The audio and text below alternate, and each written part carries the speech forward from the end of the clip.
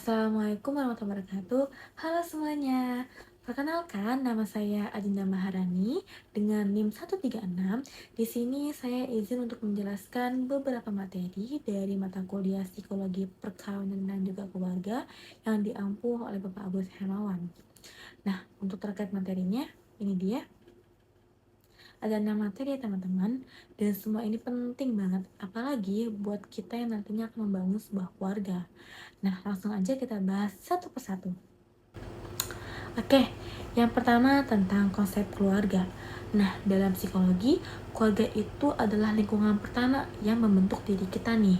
Nah, dari keluarga kita belajar banyak hal, antara lain ada cara berinteraksi, ada cara mengelola emosi, dan juga ada sampai membentuk kepribadian.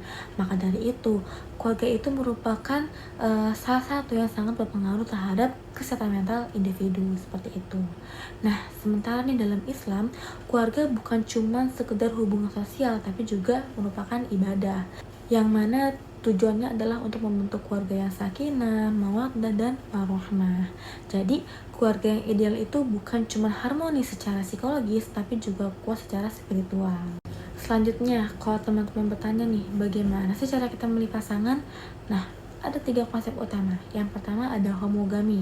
Nah, artinya kita cenderung memilih pasangan yang mirip sama kita. Semisal agamanya sama, pendidikannya sama, kemudian nilai hidupnya juga sama. Nah, dengan kesamaan-kesamaan ini itu akan membuat suatu hubungan jadi lebih mudah. Kenapa? Karena adanya sedikit perbedaan seperti itu. Nah, kemudian yang kedua ada yang namanya komplementer. Nah, kalau ini kebalikannya, justru dengan perbedaan itu bisa bikin cocok kayak gitu. Misalnya yang satu lebih dominan atau yang satu lebih tenang atau lebih suportif seperti itu. Nah, jadi bisa saling melengkapi gitu. Nah, yang ketiga ada yang namanya ta'aruf. Ini merupakan proses pengenalan yang lebih terarah dan juga sesuai dengan syariat. Jadi fokusnya bukan cuma sekedar perasaan, tapi juga tentang agama, tentang akhlak, kemudian tentang kesiapan menikah kayak gitu. Nah, jadi memilih pasangan itu bukan cuma soal cinta, tapi juga pertimbangan yang benar-benar matang, teman-teman. Kemudian setelah memilih pasangan, kita juga harus siap menikah, teman-teman. Nah, ada beberapa kesiapan penting yang harus teman-teman perhatikan. Yang pertama itu ada kesiapan jasmani. Artinya kita sehat secara fisik, kemudian juga siap menjalani peran sebagai suami atau istri itu. Nah, yang kedua ada kesiapan psikologis, dan ini penting banget. Jadi kita harus matang secara emosi, bisa komunikasi, dan juga bisa mengelola konflik kayak gitu. Nah, kemudian ada yang namanya kesiapan spiritual. Nah, ini merupakan menjadikannya agama sebagai dasar dalam berumah tangga. Dan yang keempat ada yang namanya kesiapan finansial. Tentu ini merupakan kemampuan untuk memenuhi kebutuhan hidup bersama. Nah, sampai di sini kita sudah bahas tentang memilih pasangan dan juga kesiapan menikah. Tapi ada satu hal penting yang mungkin sering banget dilupain. Apa itu? Nah, jadi banyak nih orang berpikir bahwa kalau sudah menemukan pasangan yang cocok dan juga merasa siap, maka pernikahan pasti akan berjalan lancar.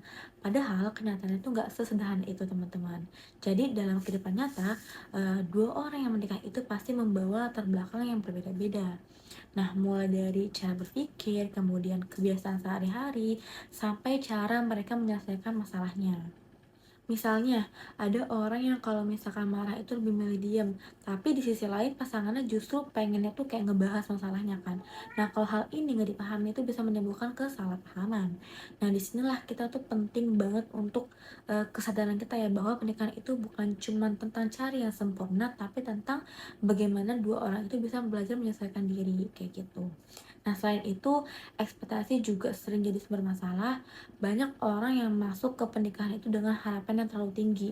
Semisal kayak pasangan harus selalu mengerti, kemudian juga kayak nggak boleh berubah, atau harus selalu sesuai dengan keinginan kita. Padahal setiap individu itu pasti punya kekurangan ya kan teman-teman. Maka itu penting nih untuk kita tuh punya sikap yang realistis dalam melihat pasangan. Bukan berarti menurunkan standar, tapi memahami bahwa hubungan itu butuh proses. Dalam psikologi, ini disebut juga sebagai proses penyesuaian dalam pernikahan. Di fase awal pernikahan, pasangan itu biasanya akan mengalami banyak penyesuaian, baik secara emosional maupun kebiasaan. Tapi kalau misalkan pasangan mampu melewati fase ini dengan komunikasi yang baik dan juga saling pengertian, maka udah dipastikan pasti akan menjadi hubungan yang lebih kuat. Sebaliknya, kalau mereka nggak bisa beradaptasi, yang konflik kecil itu bisa berkembang menjadi masalah yang besar.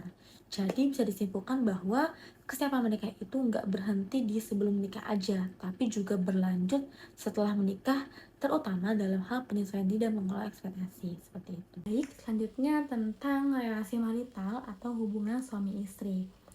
Nah, jadi dalam Islam itu hubungan pernikahan dibangun atas dasar hak dan juga kewajiban yang seimbang. Semisal, suami itu berkewajiban untuk memberikan nafkah dan juga melindungi istri dan anak-anaknya. Nah, kebalikannya, istri juga berhak dihargai dan juga diperlakukan dengan sebaik mungkin. Jadi, hubungan ini bukan tentang siapa yang lebih tinggi, tapi tentang kerjasama teman-teman, seperti itu.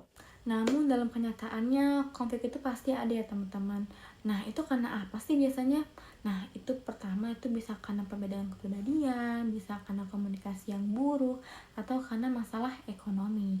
Makanya penting banget untuk kita tuh saling memahami dan juga bisa menjalankan peran kita sebaik mungkin, seperti itu.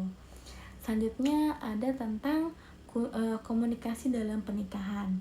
Jadi kunci utama hubungan yang sehat itu adalah komunikasi. Nah, komunikasi itu bukan cuma tentang ngomong ya teman-teman, tapi juga tentang mendengar, tentang memahami, tentang merespon dengan baik. Nah, ada penelitian yang menunjukkan bahwa komunikasi yang buruk itu merupakan juga salah satu penyebab utama dari konflik pernikahan teman-teman.